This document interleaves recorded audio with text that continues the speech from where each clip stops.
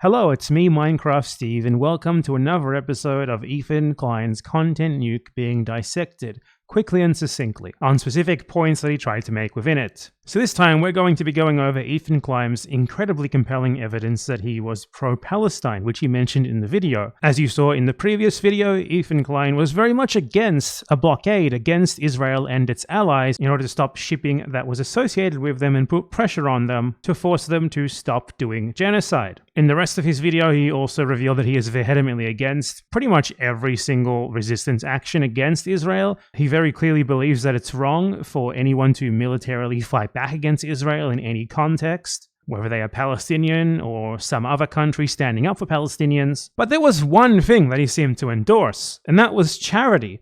Because he brought up the fact that he had made a donation to a Palestinian charity as pretty much the only evidence that he had of him supposedly being pro-Palestine, whereas everything else seems to point to the opposite. He was very proud of this, and he genuinely seemed to believe that mentioning this was evidence of him being pro-Palestinian. You know, a millionaire like him throwing $6,500 at something, which for him is nothing at all.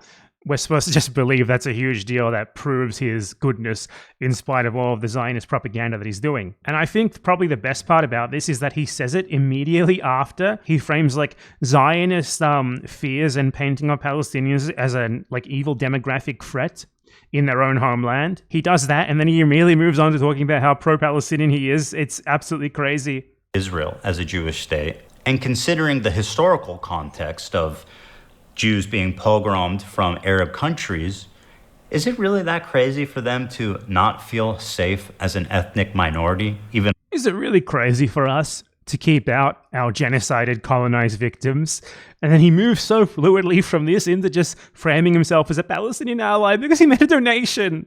A little bit. And that's pretty much the entirety of our disagreement. Despite what you've read on TikTok and Twitter, I've donated $6,500 to a Palestinian charity after the war started. Hey, Ethan Klein, thank you for the dono. Ethan Klein gave $6,500. My goat. Thank you, Ethan. Okay, he donated $6,500. So let's see what Ethan actually thinks about donations. Much bigger donations, in fact. Creators for Palestine raised $1.6 million. That's fantastic. Literally negligible. They've received billions of fucking dollars. It's a good thing. Has $1.6 million had an outcome on anything happening in Gaza? Absolutely fucking not. Has it helped people? Sure. Has it helped fucking the actual, movement? No. Raise money, that's good. That's the easiest fucking thing you can do is just give money, right? Good. Let's talk about real activism. Let's talk about enacting meaningful change. Total fucking failures. And to address your point... So $6,500 proves that he is a virtuous pro-Palestinian saint. $1.6 million, negligible, nothing, does nothing at all, totally useless to the movement. And if you're asking, well, what is it that Ethan Klein thinks is actually useful to the movement? Well, he's against everything else as well. He's against literally everything. He thinks actual meaningful action, such as blockading Israeli and allied ships in order to put actual material pressure on them, is wrong. He thinks fighting back against Israel, whether you are Palestinian, Iranian, Lebanese, literally anyone, he thinks that's wrong as well. In fact, he even argued. He argued in this video that wanting to blockade Israel, to put pressure on Israel and its population, to force the government to stop doing genocide in Gaza, he argued that's the same as supporting the Holocaust. Look, I'm not kidding. I know it sounds unbelievable. I know it sounds like I'm making it up. But he literally goes from Hassan Piker talking about how the intention of the blockade is to put pressure on Israel to cause discontent among the population so they stop doing genocide, they leave Israel or some stuff like that because they can't get their frivolous little treats anymore like their Amazon Prime deliveries. And Ethan Klein's reaction is to straight up say, oh, you want them to be in death camps, don't you? That's what you're saying. It's like a hostile... They're streaming this? Yeah. They're flexing.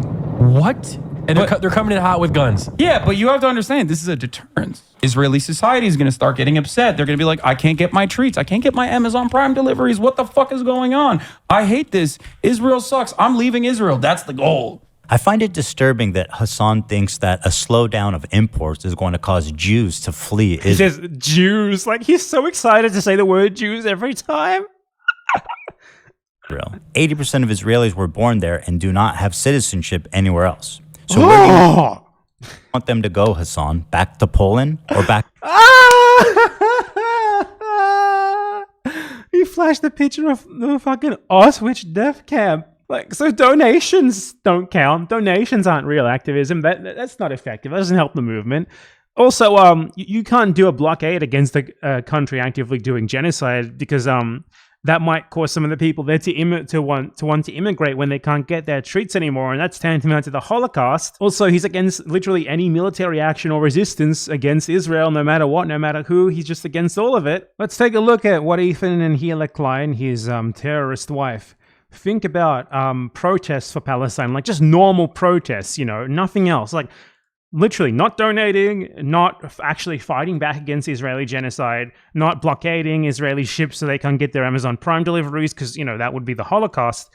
So let's check what they think about something as simple as protesting. But people who would like to criticize the army and Israel need to understand that it's a daily threat that something needs to happen about it. It's not like we have Palestinians are a daily threat. a choice. Do you find it ironic when there's these when you talk about privilege? Let's talk about someone who's going to UC Berkeley, paid by their parents $200,000 tuition on campus protesting Israel. Do you find that ironic? So privilege is not being an Israeli who lives at the expense, especially like Ethan, who chose to move to Israel, who lives at the expense of Palestinians every single day on their land, massacring them, oppressing them for your benefit. No. Privilege is protesting for those people. I do. When I lived in Israel, These are millionaires, by the way. I used to criticize Israel a lot.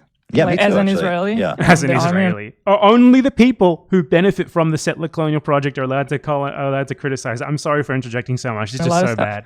But when we moved here and I started to go on Reddit and stuff like that, and just being more aware of like the online criticism It's not just online, but it's not just online. Yeah. I just became more aware of like the criticism here of Israel and in general around the world. And it's really, I personally think it's so ironic. It's just like, I don't know, it's kids sitting here in like beautiful California criticizing, like you don't even know what you're talking about. Right. Yeah, totally. And I mean, it's easy to reduce. It's funny because like you said, when you're in Israel, you're super critical of the government. You're like, dude. No, you fucking aren't. You're expanding in the West Bank. That's bullshit. The government is turning off water in Gaza, doing weird shit to control, make land grabs and stuff. Yeah. And that kind of stuff is like, yo, what are you guys doing? But when you come to Israel and then what you hear is people criticize. They genuinely think the only people who should be allowed to say anything negative about their settler colonial project made for their racial benefit, Ethan even chose to move there. Again, I have to emphasize that he chose to move there and receive racial benefits just for an accident of his birth at the expense of Palestinians. They genuinely think the only people who should be allowed to criticize that are themselves. Criticizing national security and calling Israel like apartheid, and that they shouldn't have fences, or that Israel should be. You mean when you come here and you're here? Fences to keep your victims out. Fences to keep the people you stole your land from out. So they are against donations. 1.6 million is nothing, but $6,500, that's a lot when you need to leverage it to pretend that you're pro-Palestine for the purposes of making a Zionist propaganda video. Protests? That's the definition of privilege, buddy. Protesting for Palestine. Posting on the internet, criticizing Israel, that's also out. That's also the definition of privilege, the definition of irony as well. Blockades, that's definitely out. Blockading Israel, boycotting it, sanctioning it, anything like that. That's tantamount to Auschwitz. It's like wanting to put Jews into concentration camps all over again. It's the Holocaust. And you better believe actually fighting back against Israel is even worse. The fighting back against Israel is like 10 Holocausts, basically. Ethan Klein has not seen a single pro-Palestinian act that he supports, but it's especially ironic that the only thing that he has to point to him apparently being pro-Palestinian is a little token donation that he made once being a millionaire, an amount of money that's nothing for him, and then he comes out and belittles others who donated 246 times more than him. So yeah, what else is there to say?